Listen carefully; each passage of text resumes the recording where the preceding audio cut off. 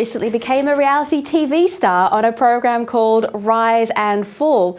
Now, according to Wikipedia, the source of absolute 100% truth, Rise and Fall is a reality TV show and social experiment with 16 contestants divided between rulers living in a penthouse and grafters sent down to the basement.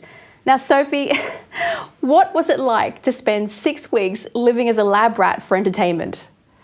You know, it was great fun. It was the best thing I've ever done. I was a grafter, once a grafter, always a grafter. I was the grafter of the show because I spent the longest time as a grafter, no surprise there, doing all of the work shifts. But no, it was excellent fun. The reason why I wanted to do the show is because, you know, we've got the likes of Love Island in the UK. I don't know if they have that in Australia, but in the UK we have like shows like Love Island and, you know, Real Housewives and all of this stuff, and they all just get one type of woman who are, you know, think Liverpool is a country and, you know, are brain dead, and it's just all about how they look. And I didn't like how women were being portrayed in the media. I don't like how women my age are being portrayed in the media. So I went and did this show to show that, no, there are different types of women out there. You shouldn't be afraid to be outspoken. You shouldn't be embarrassed to be smart. You shouldn't, you know, not everything is about the way you look, and try and sort of break down those stereotypes. But I had an absolute blast doing it. Did you actually make it to the penthouse, or did you spend all your time down in the basement? No, I made it to the penthouse, luckily. So my strategy was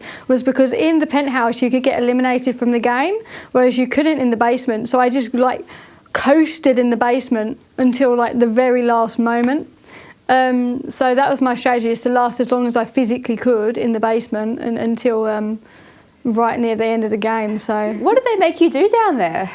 So we had to do work shifts. So all of these work shifts were sort of named after like normal industries. So the first one, we were electricians. So we had to like hold like a bar above our head for like a long period of time whilst getting electrocuted, and like you couldn't like let it go, otherwise you'd fail. The second week we ate dog food, and the worst one was, it was like this green vegetarian cat food, and we were literally vomiting. It was really funny. We had to be like baggage handlers, so like run on a treadmill that was going backwards. Like we were worked in the waste disposal unit. One of them we had to like lay in like this freezing cold ice bath for like 5 minutes and like try and survive. So yeah, it was pretty brutal. So in the basement there was no food at all. It was just, we got like flour and yeast and we had to make our own bread, and that was it. That's all we ate, other than dog food, of course. And there was like no hot water, so like the showers were obviously like freezing cold, and they used to sort of play with the temperatures to like mess you up a little bit, and we had no concept of what the time was. Yeah, well, that no time thing would be pretty tricky, I'd imagine. Yeah, I think that was probably the hardest thing about all of it. Like, a lot of people thought like the food and all that would be hard. That was easy. It was, you'd wake up and you'd not know what day it is and you'd not know what time it was. It was just bizarre.